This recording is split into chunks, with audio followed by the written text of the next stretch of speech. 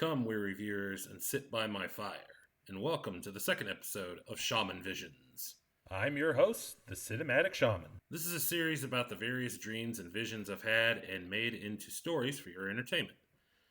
This episode is based on my first deep dive into my shamanic journey, to meet my spirit animal. Let's begin.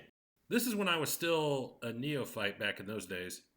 And when I was left home alone, I was sitting in my room with incense burning and listening to shamanic drumming that gradually put me in a trance.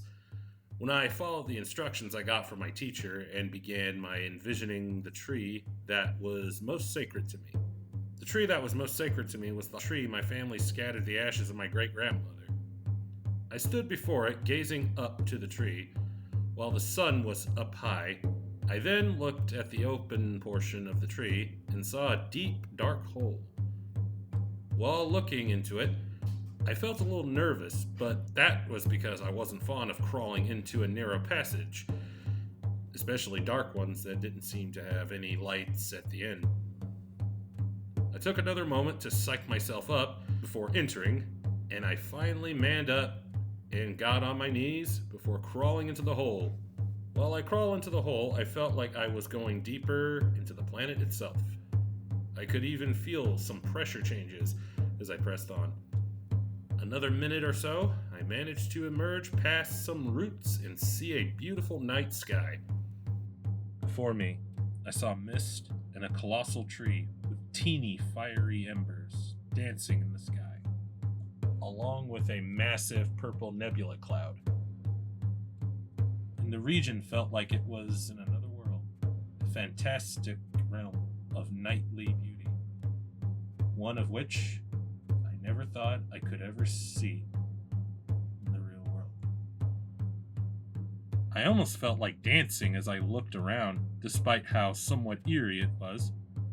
It just felt wonderful being somewhere unfamiliar. However, after I walked further toward the tree, I saw a dark shape walking towards me.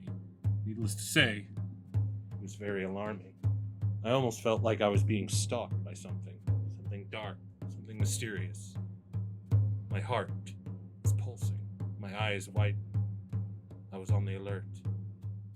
Then I calmed myself down and remembered my teacher told me that my spirit animal would appear when I walked toward the tree. And I also had to remind myself that spirit animals are here to help us.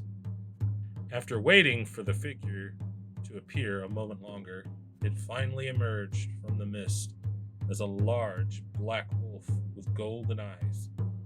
The wolf had a powerful aura that made him appear both powerful and calm, while those golden eyes locked onto me. It was as if this wolf was a manifestation of a black ocean during a hurricane, with hidden riches only revealed in the center of a great tempest. I almost felt overwhelmed by looking at him. I took a moment of silence before I worked up the courage to utter a word, "Hello," which I almost stammered, but luckily I managed to say it clearly. The wolf said nothing, but just continued to look at me. "I guess you're not supposed to talk," I uttered while I looked back at him and still was puzzled by where I should go from here. The wolf continued to stare at me, and after what felt like an eternity, I mustered the courage to ask, "Are you supposed to show me something?" The wolf began to turn away, then glanced back at me, and it took me a moment to realize he was guiding me through the mists. As I followed the wolf, I did my best to match his pace. The trail seemed endless, and with each step, the darkness deepened around us, anxiously crept in as we ventured further and further down the path. Yet I imagined the wolf was leading me to the answers I had been seeking. Answers to questions about power, liberation,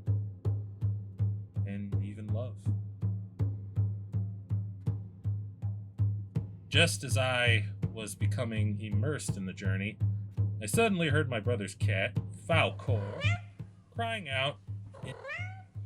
In an instant, I was pulled back into the waking world, where I found little Falcor mewing, likely searching for my brother and his wife.